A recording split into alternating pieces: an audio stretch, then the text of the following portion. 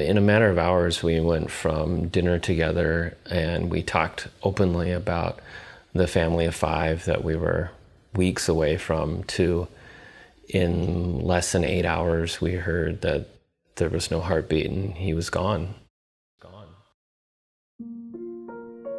I was about 36 weeks pregnant, 8.5 months, and we knew the baby could come anytime because I had gone into labor early with our second child, Hazen.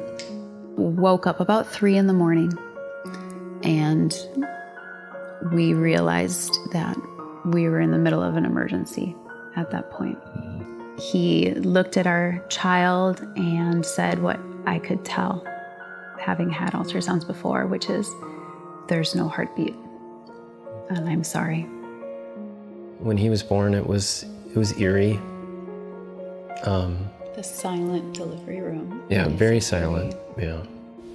But we got to spend a beautiful day with him.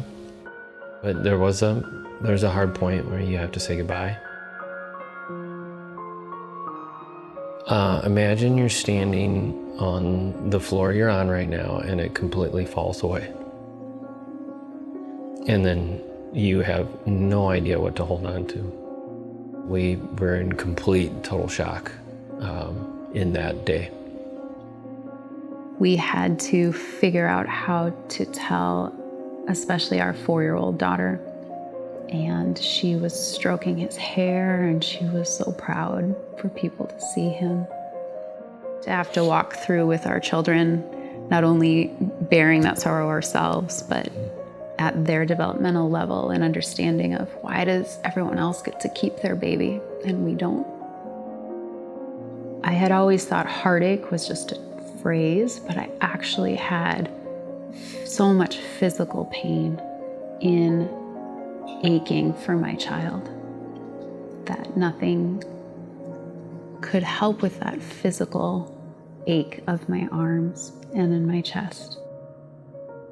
You're still in shock, but you need to be pulled out of that pretty quickly to function.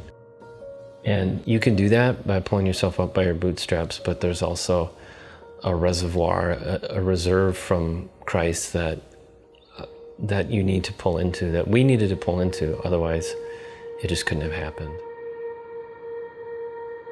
God is also a grieving parent who had a child die, and he knows that ache of our hearts. And he was gentle in bringing us healing bit by bit and bringing us people to help us.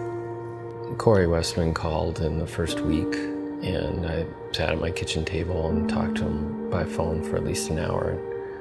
I'm sure I broke down multiple times on the phone, but he modeled for us something that we have grabbed onto when we help other parents, is the fearlessness and the grace that you give other people to process out loud. There's part of you that knows this is actually insane, and I have to say this out loud or I might explode. And you need safe people in your world that you can be honest and vulnerable with. But then there are also examples of people who paused their lives in those first days and weeks and came like paramedics come to a crash scene. They didn't ask us what we needed, they just started doing. So people made us meals, they cleaned our house. We were allowed to think less and grieve more and move our way back into everyday life, but only because there were a fair number of people, Meg's parents, people from our church, who decided to step in and just do without asking. 8 out of 10 parents who lose children do end in divorce, and we desire to tell people that you don't have to be that, and that God wants more than that for you. We're willing to be part of the mess, and we're not afraid to listen. We're not afraid to sit in the mud with you. People have sat in the mud with us. There is more than just sadness in the future for you.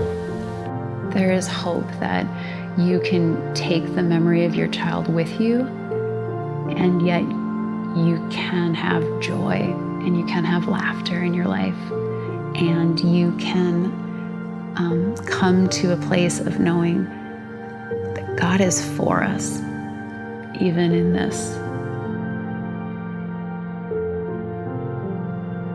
It's not supposed to be like this. Children are not supposed to die. And adults are not supposed to die. We're created for eternal relationships with our God. And so for me, as a follower of Jesus, that has given me more freedom to grieve because I don't have to act like this isn't a big deal. And it's given me more reason to hope because I know that hope is coming and it will be fulfilled. All of God's promises to us will be fulfilled. And so this isn't the end